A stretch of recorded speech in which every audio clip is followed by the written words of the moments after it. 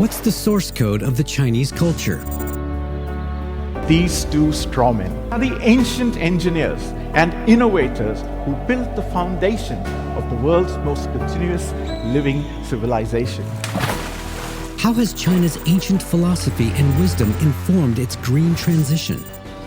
The factory of the world was moving up the value chain with a slew of homegrown technologies.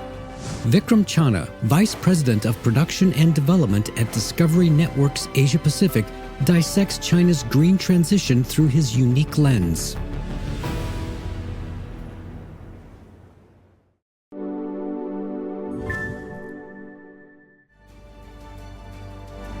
I want to begin my sharing on China Talk and understanding China with these two strawmen that I accidentally encountered in a Fujian village last Chinese New Year. As the local guide revealed the meaning of these two gentlemen and what they stood for, suddenly, in one fell swoop, a 20-year journey of discovery in China, shaped through documentary impressions, would reveal a new understanding of China. What kind of impact would she have on the world? How could it leave the world better placed to tackle common challenges of the 21st century? My mind went back to one of the first visits to China more than 20 years ago to Beijing, one that has always stayed with me. It was late March of 2002. I arrived the day after a most horrible sandstorm in years had hit the city. I still remember vividly the images of sand-covered vehicles, pathways as if out of an apocalyptic movie or novel.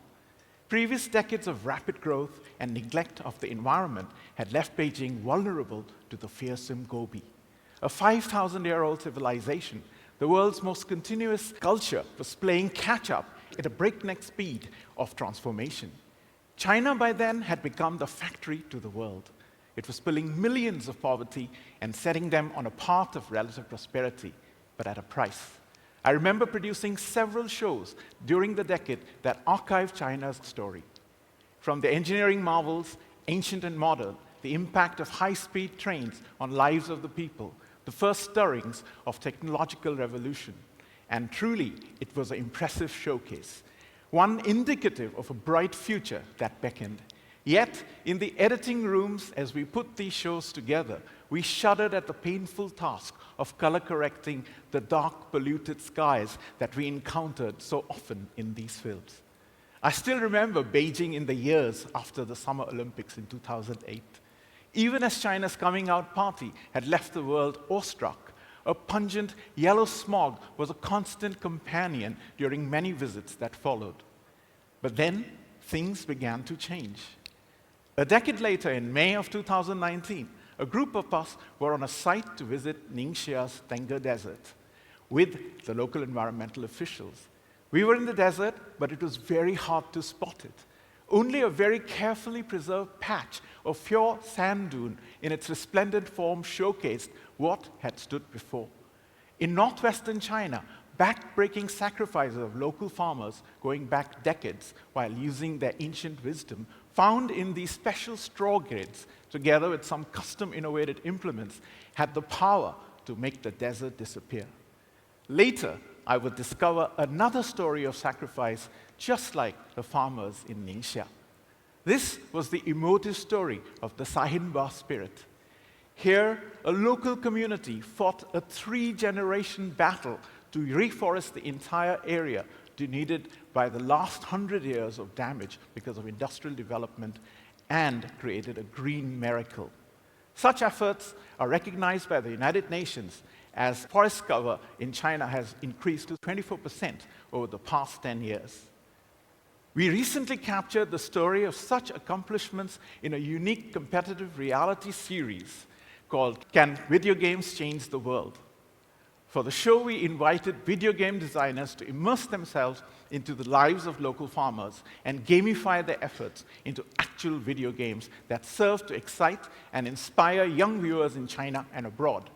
That challenging issues like desertification can be addressed through determined efforts involving local communities, China style.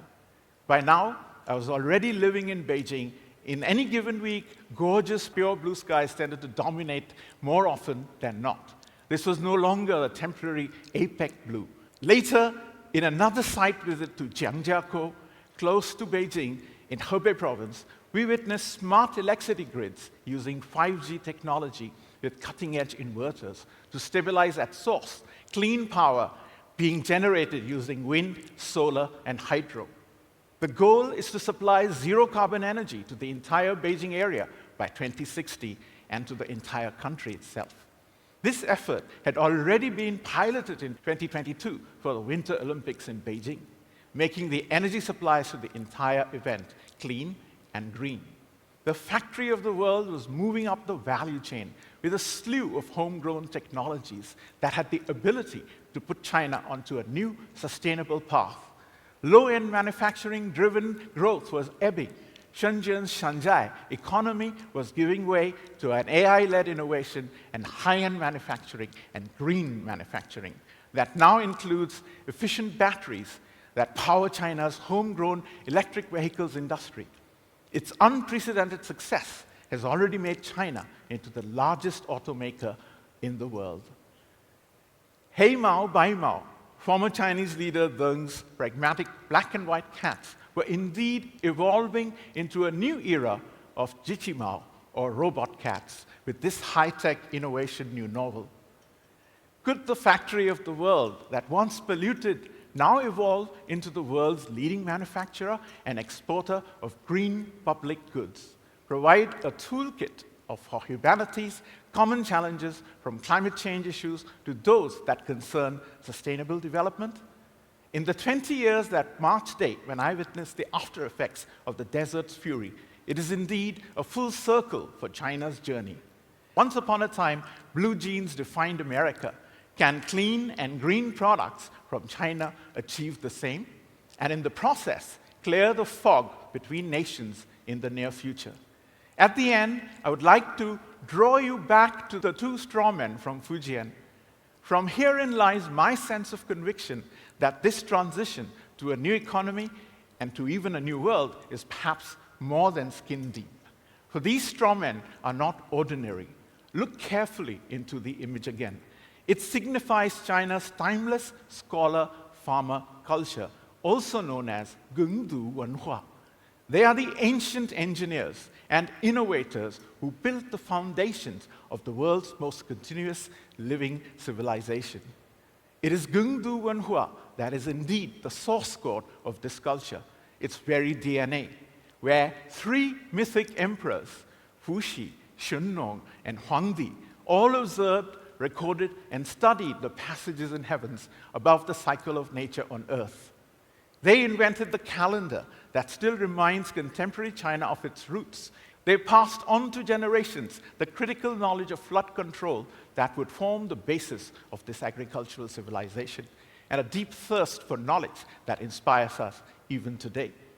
The iconic Book of Change, or I Ching, that was compiled later and underpins so much of Chinese wisdom, is ultimately also grounded in the reflections of these ancient engineers of China. If Lincoln inspired us all with the idea of the people, by the people, and for the people, can China's inheritance from its ancestors remind us once again how intrinsically we are of nature, by nature, and for nature, and always a part of it? 谢谢. Thank you.